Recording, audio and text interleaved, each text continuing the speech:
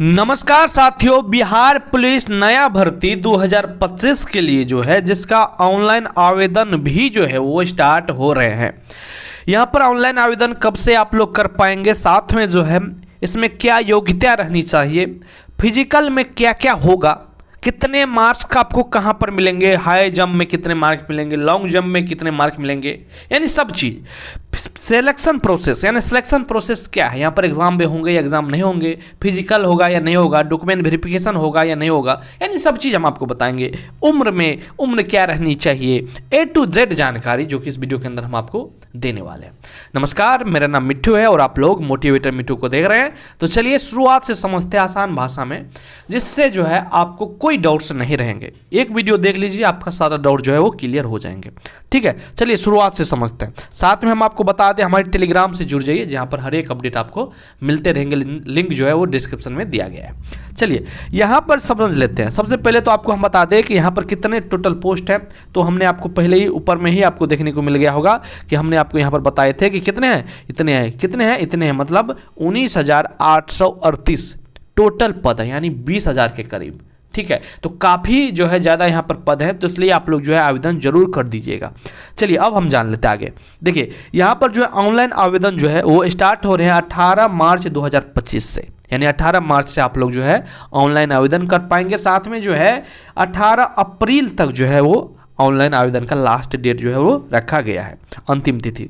चलिए अब हम जान लेते हैं आगे। देखिए आगे यानी कि 19,838 जो टोटल पद है वो कहाँ से, जैसे जनरल वाले में, जनरल के लिए कितने सीट हैं, ईबीसी में कितने सीट हैं, एससी एसटी में कितने सीट है, चलिए हम जानते हैं। देखिए यहाँ पर देखिए यूआर यानी कि अनरिजर्व में, तो अनरिजर्व में जो है आपको इतने जो है वो पदों की संख्या है, जिसमें महिलाओं के लिए जो है वो इतने हैं, मतलब कितने, तो 7,935 जो है वो मतलब कि पदों की संख्या है, जिसमें महिलाओं के लिए जो है वो 2,777 है। ठीक है, इसके बाद ईडब्ल्यूएस में जो है वो 1983 है, जिसमें महिलाओं के लिए जो है 694 है।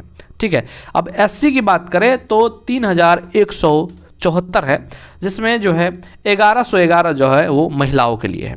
इसके बाद जो है एसटी की अगर बात करें तो 199 है, जिसमें महिलाओं के लिए 70 है। इसके बाद अत्यंत पिछड़ा यानी ईबीसी में, तो ईबीसी में जो है 3,571 है, जिसमें जो है 1250 जो है वो महिलाओं के लिए है। बीसी में, तो बीसी की अगर हम बात करें तो 2,381 है, जिसमें महिलाओं के लिए जो है वो 815 है। इसके बाद हम बात कर लेते हैं पिछड़े वर्गों की महिलाओं के लिए, तो इसके लिए जो है 500 जो है 95 पद हैं। ठीक है, तो ये टोटल हो जाते हैं 19,838। ठीक है, जिसमें टोटल महिलाओं के लिए जो है वो 6,717 हैं।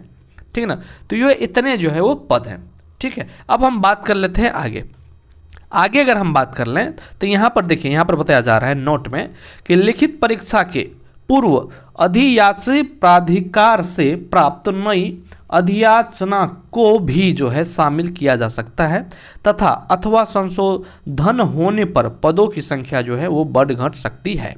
ठीक है, तो यह बात आप ध्यान रखिएगा। अब हम बात कर लेते हैं आगे जो आपके काम की चीज़ है। तो यहाँ पर देख लीजिए, यहाँ पर देखिए फिजिकल के लिए यहाँ पर बताया जा रहा है। फिजिकल में शारीरिक मापदंड में जो देखिए यहाँ पर देखिए ऊंचाई की अगर हम बात करें तो ऊंचाई जो है आपकी जो है वो आरक्षित वर्गों के लिए, पिछड़ा वर्ग के लिए जो है वो पुरुष के लिए, तो वो 165 सेंटीमीटर यहाँ पर रखे गए हैं। ठीक है, जिसमें जो है न्यूनतम फुलाए पर जो है 81, ठीक है, और फुला कर यानी मतलब बिना फुलाए जो है 81 और फुलाकर जो है वो 86 सेंटीमीटर जो है आपको यहाँ पर रखे गए हैं। ठीक है, अब हम बात कर लेते हैं वो अत्यंत पिछड़ा वर्ग के पुरुष के लिए, तो 160 सेंटीमीटर। ठीक है, ऊंचाई, ठीक है, ऊंचाई की हम अगर बात करें तो 160 सेंटीमीटर, और न्यूनतम जो है मतलब बिना फुलाए जो आपका जो है सीना होना चाहिए वो 81 और जो है फुलाकर जो है वो 86। ठीक है, अब हम बात कर लेते हैं अनुसूचित जाति एवं अनुसूचित जनजाति के पुरुष के लिए जो है, तो ऊंचाई तो पता होगा 160 और यहाँ पर 679 जो है वो बिना फुलाए सीना और फुलाकर जो है जो 84। ठीक है, और सभी वर्गों के महिलाओं के लिए जो है 155 जो है वो ऊंचाई, और यहाँ पर जो है ये तो आपको लागू नहीं है। तो ये समझ लीजिए।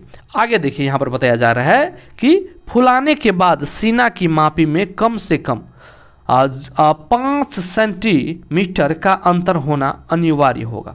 ठीक है, 5 सेंटीमीटर का जो है वो अनिवार्य होगा। ठीक है, साथ में सभी वर्गों की महिला जो है अभ्यर्थी के लिए न्यूनतम वजन जो है वो 48 किलोग्राम यानी 48 किलोग्राम जो है वो होना चाहिए, आवश्यक है। ठीक है, ये भी आप ध्यान दीजिएगा। आगे हम बात कर लेते हैं। आगे अगर हम बात कर ले तो इसमें जो है मतलब शैक्षणिक योग्यता की अगर हम बात करें तो 10+2, ठीक है, 10+2 आपको होनी चाहिए।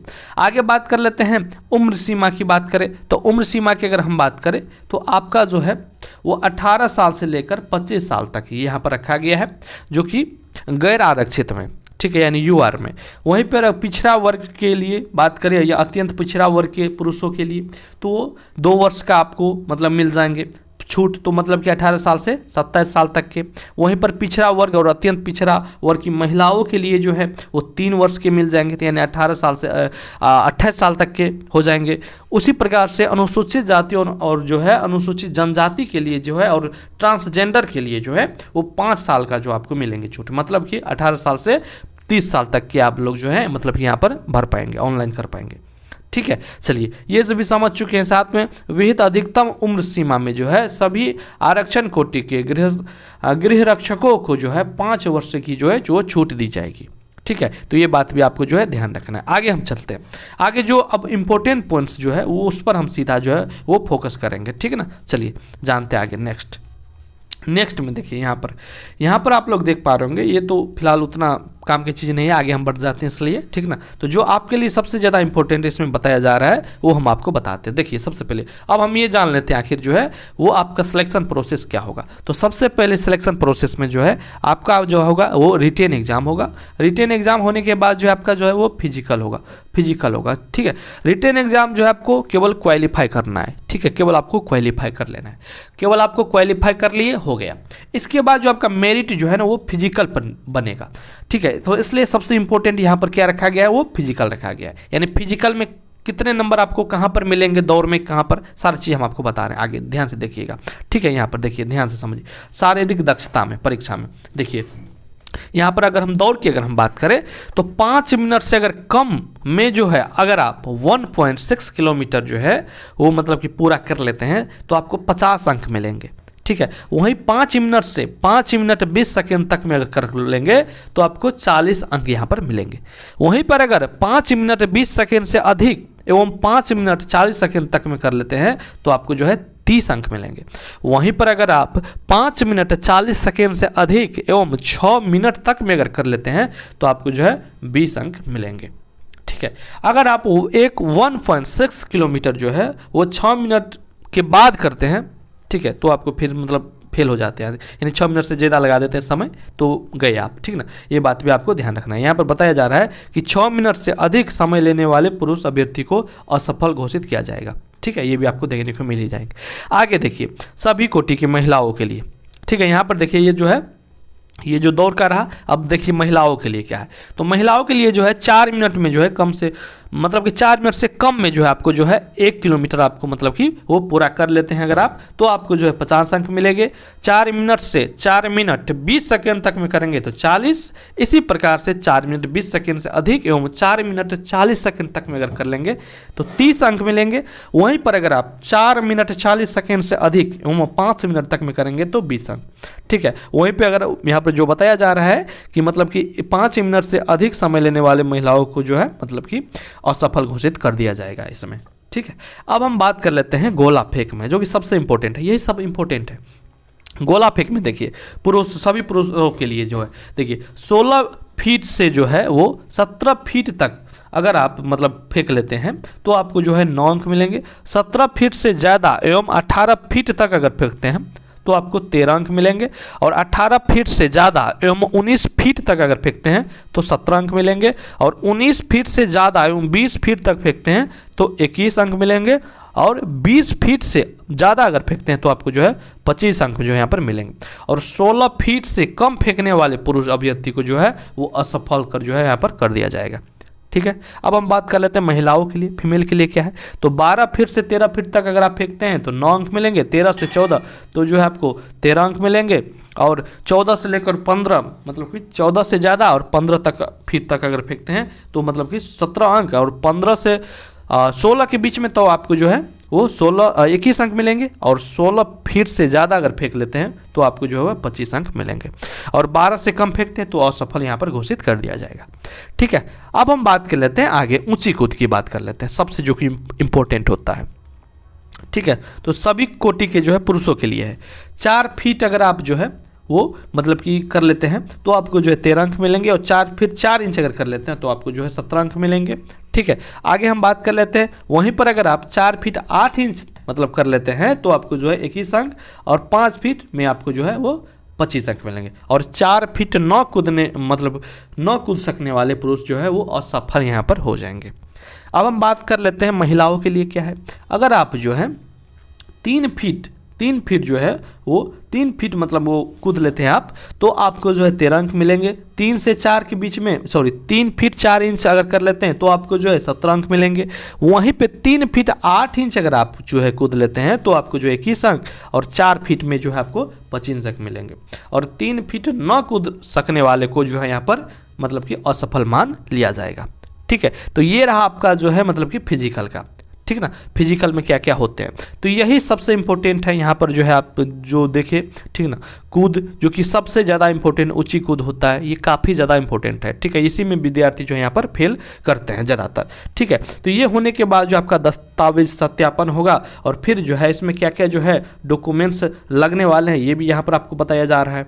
ठीक है, दस्तावेज में तो सारा चीज़ आपको यहाँ पर जो दिखाई जा रहे हैं आप इसको स्क्रीनशॉट भी ले सकते हैं, ये सब आपको लगेंगे आगे। ठीक ना, तो ये सब चीज़ें हैं जो कि आपको लगने वाले हैं। ठीक ना, साथ में आपके मन में और किसी भी प्रकार का डाउट्स होता है तो आप जो है कमेंट्स कर सकते हैं। क्या क्या होगा आप समझ चुके होंगे, शायद नहीं समझे हैं तो ध्यान से देखिएगा। यहाँ पर एक चीज़ और हम आपको बता दें, आपको जो है आवेदन ऑनलाइन करने में जो है मतलब कि 180 रुपया किसको किसको लगेंगे, तो अनुसूचित जाति को, अनुसूचित जनजाति कोटि के लिए, साथ में जो है राज्य के मूल निवासी वो होना चाहिए, महिला पुरुष सारा। ठीक ना, महिला को, और साथ में ट्रांसजेंडर को भी इतने ही रुपये लगेंगे यानी 180। साथ में शेष जो बच गए सबको लगने वाले हैं 675। साथ में दूसरे राज्य के लोग भी यहाँ पर जो है वो ऑनलाइन आवेदन कर पाएंगे, साथ में उसको जो है वो जनरल में रहकर करना पड़ेगा। ठीक है, ये बात आप ध्यान रखिएगा। ठीक है ना, साथ में जो है आपको एक चीज़ और बता दें, न्यूनतम उम्र के लिए अगर हम बात करें तो आपका जो है 1/8/2025 से मतलब कि इधर का जो है काउंट किया जाएगा। ठीक है, तो ये बात भी आप ध्यान रखिएगा। इसमें और कुछ विशेष बताया नहीं गया है, वही बात है जो कि आपको हमने बताया कि आपका जो है ऑनलाइन आवेदन 18/3 से लेकर 18/4 तक होगा, जो कि इसमें बताया जा रहा है। ठीक है ना, और आपके मन में किसी प्रकार का डाउट्स हो तो आप जो है कमेंट्स करके पूछ सकते हैं। फिलहाल इसमें जो है इसके रिगार्डिंग हमने सारा कुछ आपको बता ही दिए हैं। ठीक है, फिर भी अगर कुछ हमने छोड़ दिया है तो आप जो है कमेंट्स करके हमसे पूछ सकते हैं, शायद हम छोड़ दिए होंगे तो हम आपको जो है आगे जो है वो बता देंगे। ठीक है ना, साथ में किसी प्रकार का डाउट्स हो तो कमेंट्स में पूछ सकते हैं, साथ में जो भी छूट जाएगा उसको भी हम आपको इसमें ऐड कर देंगे। धन्यवाद।